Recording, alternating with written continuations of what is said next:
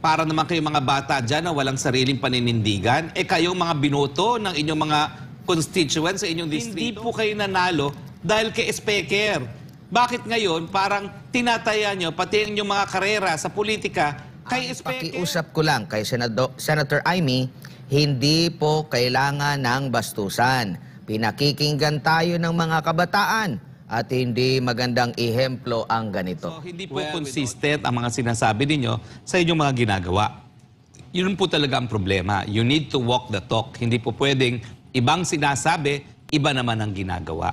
Ito nga mga kababayan, bago natin ituloy ang video na ito, kung bago ka lang sa aking YouTube channel baka pwede makahingi ng like at subscribe at click mo na rin ang notification bell para updated ka sa aking nilalabas na bagong video. Salamat po. Mr. Speaker, kailangan sumagot kay Presidential Insan. Kinakailangan sagutin at kinakailangan pakinggan ang sinasabi na mas matandang insan. Alam mo talaga, Mr. Speaker, ano ba naman, anong naisip mo?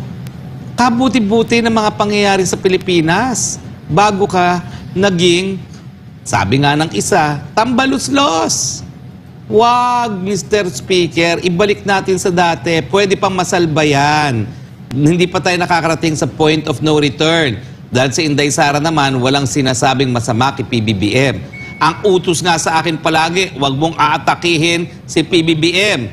At kung paniniwala naman tayo sa mga malalapit din kay Presidente, ang protect. Ang utos niya naman ay protect Sara Duterte. Baka naman pati yan, ika-mumukmuk mo at gusto mo talaga magbanatan na sila na tuluyang maghiwala. Wag naman po. Alam nyo talagang, galing kasi ako dyan sa Kongreso, kaya nalulungkot din ako sa mga pangyayari. Mga kongresista, bakit naman kayo, blind loyalty, mali na ang nangyayari, sunod-sunuran pa rin kayo.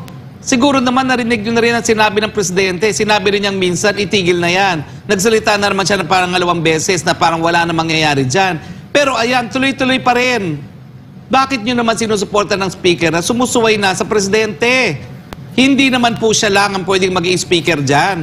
Maghanap na kayo sa inyong hanay kung sinong maipapalit na isusulong ang agenda ng Administrasyong Marcos na hindi naman magiging dahilan para tayo maging watak-watak. Para naman kayong mga bata dyan na walang sariling paninindigan, kayong mga binoto ng inyong mga constituents sa inyong distrito, karamihan sa inyo, ang asawa ninyo, ay mayor din or gobernador. Hawak na hawak ninyo mga lugar ninyo. Wala kayong utang na loob kahit kanino man. So kung sa tingin nyo mali nang nangyayari, dahil eto na nga, maanghang ng salita ng Presidential Cousin laban sa kanyang cousin, dapat gumalaw na kayo. Nasa inyo na po solusyon, mga kongresistang mahal. Dahil kung papalitan nyo na ang inyong speaker, baka matigil na itong pagkawatak-watak natin. Alam mo, masakit din yung mga, pag nakikita ko, yung mga kaibigan ko na loyal kay speaker. Naku, ano ba naman kayo? Tumingin kayo sa salamin. Kasama ba yan sa sinumpaan nyo sa kantukulan? Na isulong ang pagiging watak-watak ng bansa? Naku, hindi po yan makakalimutan ng ating mga botante dahil malapit-lapit na rin ang 2025 elections. Hindi po kayo nanalo dahil kay speaker. Bakit ngayon parang tinataya nyo pati ang inyong mga karera sa politika kay speaker? Hindi po siya magiging Prime Minister kahit anong pangako niya sa inyo. Hindi po uubra yan.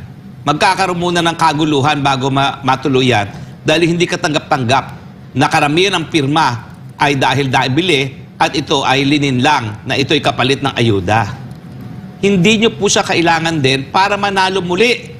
Kaya lang kapag patuloy ang inyong suporta at kung magkakasurvey ngayong moment na ito, malalaman nyo po talagang kinasusuklaman na ang speaker dahil ayaw natin sa tao na nagiging dahilan ng pagkawatak-watak. Nothing personal, Mr. Speaker. I like you as a person. Nagugulat nga ako bakit ganito mga pangyayari. Hindi ko talaga akalain that you will be this divisive. Wag naman po, akala ko gusto nyo rin magtagumpay ang administrasyon ng inyong pinsan at nang malinis ang pangalan ng Marcos. Kaya nga ako, I'm hoping na sinuportahan ko ang buhay ng Marcos dahil meron talagang pagkakataon para bawiin ang nangyari sa nakalipas. Pero habang ganito po mga pangyayari, hindi po yan makakamit.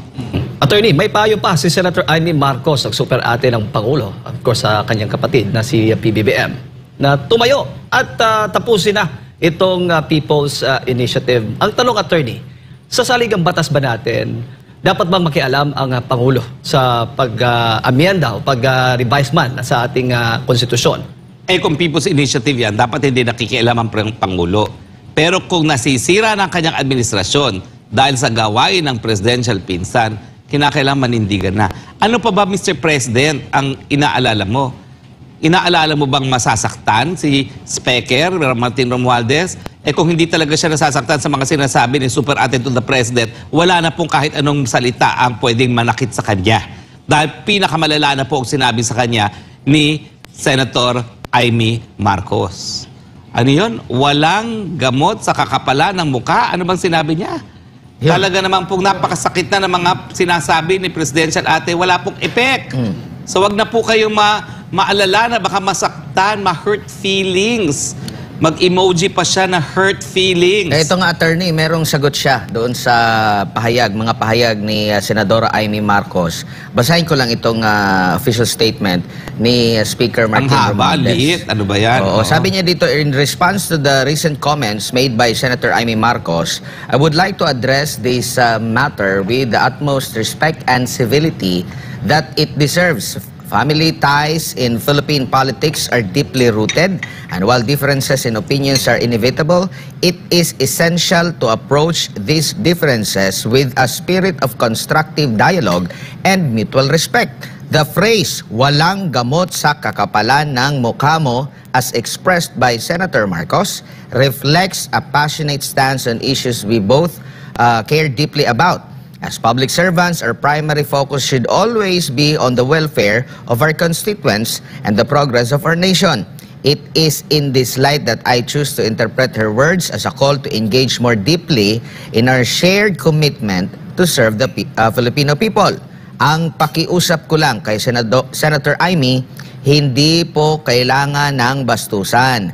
Pinakikinggan tayo ng mga kabataan at hindi magandang ihemplo ang ganito. Well, with all due respect, Mr. Speaker, kayo po ang hindi magandang ehemplo sa kabataan. Dahil pinapakita nyo kung ano ang resulta ng gahaman sa kapangyarihan. Bumibili ng boto, linidin lang ang taong bayan. Yan ba ho ang mabuting ehemplo sa kabataan? Hindi po. Yung pagsasabi na walang gamot sa kakapalan ng muka dahil namimili ng boto at nanilin lang ng taong bayan, yun po ang dapat talagang gayahin ng ating mga kabataan. Mga kabataan, huwag kayong mamimili ng boto. At siyempre, dahil namimili ng boto at ng pirma, nangungurakot. Huwag kayong magbibili ng boto, huwag kayong magbibili ng lagda, dahil yan po ang dahilan para mangurakot. Yan po dapat ang mensahe natin sa ating mga kabataan. Huwag na huwag bababuyin ang saligang batas. Kapag People's Initiative, hayaang mangyari sa taong bayan, manggaling sa taong bayan. Yan po ang dapat na ehemplo natin sa ating mga kabataan. Ako naman po ay magulang din, gaya ninyo. Ako po ay nagturo ng halos 20 taon na sa ating kabataan sa iba't ibang mga law schools. Ang masasabi ko po, mas mabuting leksyon ang natututunan ng ating mga kabataan kay Senator Amy kesa po sa mga ginagawa ninyo at ang inyong mga kibal dyan sa Kongreso. With all due respect. Pero, attorney, sinasabi ng mga House leaders dito nga sa nangyayari, ipasa na lang nito yung mga revision na gusto na isulong ng Senado at wala namang plano silang i-abolish din ang Senado doon sa kanilang sinusulong na pagbabago ng ating saligang batas. Ano ang komento? Naniniwala ka ba doon? Well, gaya ng lininlang ninyo ng pinipirmahan ng taong bayan para sa ayuda, yan po ay paglilinlang. Dahil kung talaga ang intention po ninyo ay hindi buwagin ang Senado, bakit gusto nyo tanggalin ng boses ang Senado pagdating sa botohan kung ano talaga ang isusumite sa taong bayan para baguhin ang ating saligang batas? Kung sa ordinaryong batas, kayong pong dalawang kamara ay voting separately, abat bakit pagdating naman sa mga bagay-bagay na isusumite sa taong bayan para sa kanilang desisyon, kung babaguhin nga ang saligang batas, ang gusto nyo joint voting. So, hindi po consistent ang mga sinasabi ninyo sa inyong mga ginagawa. Yun po talaga ang problema. You need to walk the talk. Hindi po pwedeng ibang sinasabi, iba naman ang ginagawa. Huwag nyo na pong i-justify yan. Nakakadiri na po. Hindi lang po nakakadismaya. Nakakadiri na ang nangyayari. Kasuklam-suklam na po. At huwag niyo pong isipin na meron pa kayong suporta kahit kanino nanggagaling. Nasusuka na kami sa inyong mga ginagawa. Itigil na po yan. Kung nagustuhan mo ang ganitong video, huwag kalimutan ang magkomento kung ano ang saloobin mo. Salamat po.